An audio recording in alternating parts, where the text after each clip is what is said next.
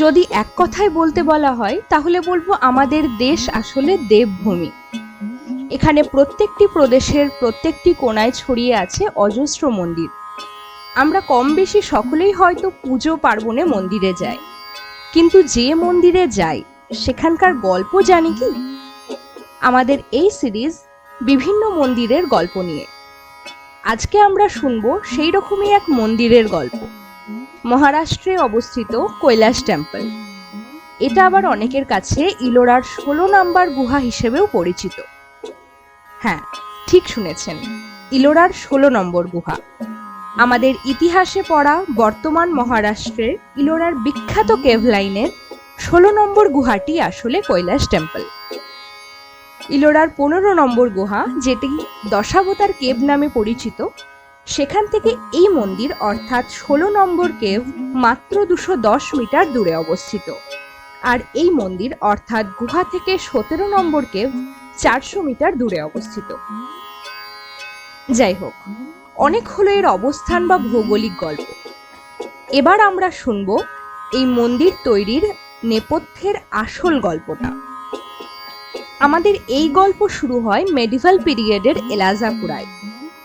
তখনকার এলাজাপুরা বলতে এখনকার অমরাবতী জেলার এলিচপুরাকেই বোঝানো হয়। শোনা যায় এলাজাপুরার তৎকালীন রাজা এক দুরারোগ্য অসুখে আক্রান্ত ছিলেন। অনেক চেষ্টা করার পরও রাজার সেই অসুখ সারছিল না।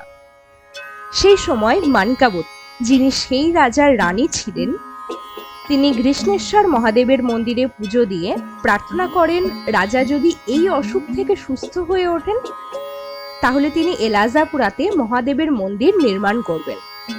এবং সত্যি সত্যি কিছু সময় বাদে রাজা সুস্থ হয়ে ওঠেন এবং রানীর প্রার্থনার কথা শুনে মন্দির তৈরিতে সহমতি দেন।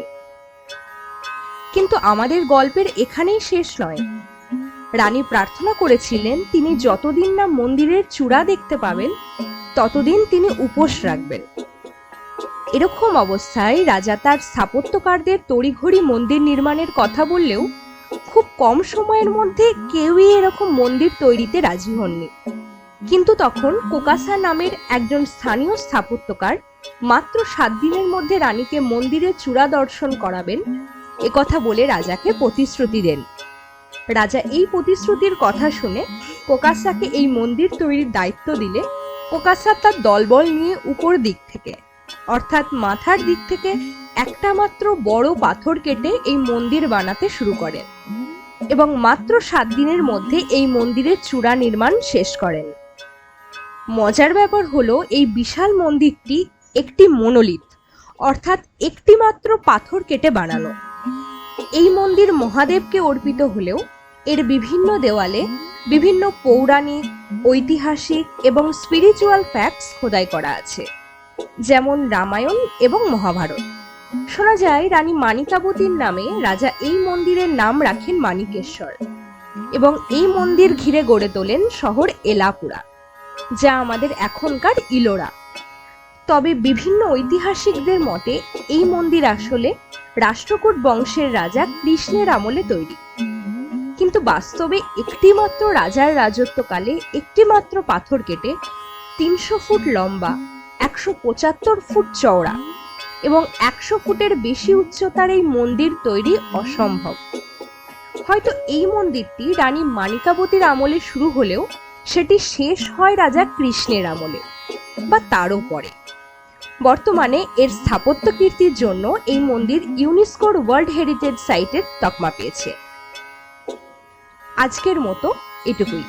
আপনাদের রানী মানিকাবতীর গল্প কেমন লাগলো সেটা কিন্তু জানাতে ভুলবেন না।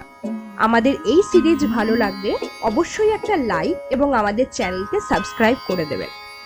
ওম নমঃ শিবায়।